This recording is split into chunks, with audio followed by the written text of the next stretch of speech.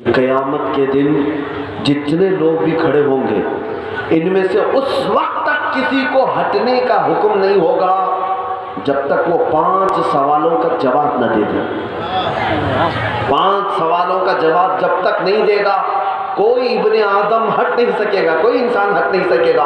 उसमें पहला सवाल, सिर्फ मैं एक सवाल बता रहा हूँ, मेरे आका सल्लल्लाहु अलैहि वसल्लम फरमाते, सबसे पहला सवाल ये किया जाएगा, अल्लाह ताला पूछेगा, मैंने तुझे जवानी दी, तूने कहाँ कहाँ खर्चा किया? मैंने तुझे जवानी दी, तूने कहाँ कहाँ खर्चा किया?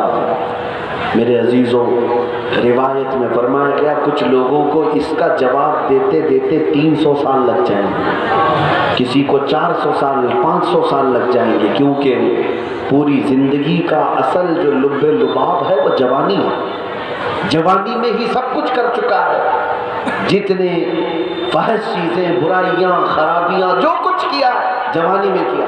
बचपना माफ है, बुढ़ापे में रिटायर्ड है, जो कुछ किया है जवानी में किया है। और जवानी का हिसाब बहुत सख्त हो जाता है, बहुत सख्त होता है। लेकिन साथ में ये भी कहा गया है, बूढ़ा अगर 100 रकात पढ़ता है तो जवान की 2 रकात अफजल है। 2 रकात अफजल है, क्योंकि तुम नफ्स को मार करके आ रहे हो, ख्वाहिशात को दूध ठोकर मार करके आ रहे हो। अजीज़ान गिरामी वक़ार, दुनिया का सामान बहुत थोड़ा है, बहुत थोड़ा है। अनकरीब तुम और हम जाने वाले हैं इस दुनिया से कूच करके, और कहाँ जाने वाले हैं? उस कब्र की छोटी सी वादी में, जिसमें करवट लेने की भी जगह हमारे लोग नहीं देते हैं। कब्रस्तान आप भी गए होंगे, कब्रें आपके यहाँ भी खोदी जाती होंगी। जब मुर्दे को रखते हैं तो उसको इतना टाइट सटा करके ज़मीन से रखते हैं, किबले की तरफ मुंह करके, और फिर कब्र के ऊपर तख्तियाँ बंद करके मट्टी डालकर चले आते हैं। आज हम यहाँ पर 10 बाय 10 के रूम में भी सोने को कतरा लेते। कोई हाथ इधर से टच हो गया तो नींद खराब हो गई।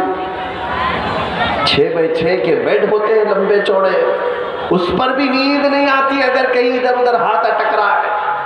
उस छोटी सी कब्र में कई 100 साल तुम्हें गुजारना है। न तुम्हारे सर के नीचे कोई तकिया देता है, न तुम्हारे जिस्म के नीचे कोई चटाई बिछाता है।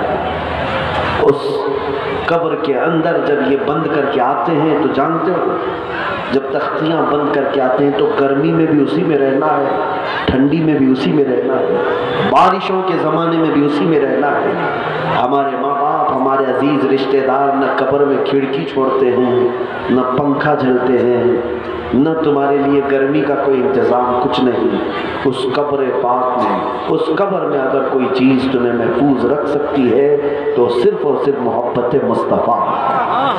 बस इसीलिए आला हजरत ने कहा था, आज ले उनकी पनाह, आज मदद मांग उनसे, फिर न मानेंगे क़यामत में अगर मांग लें। मैं आपको बताता हूँ मेरे अजीज़ों, इस दुनिया की हैसियत क्या है। तुम्हें किसी को मोहलत नहीं दी जाएगी। अभी मौलाना आपके बंगाली में पढ़ रहे थे, जब कभी मलकुल मौत आए किसी को मोहलत नहीं देता।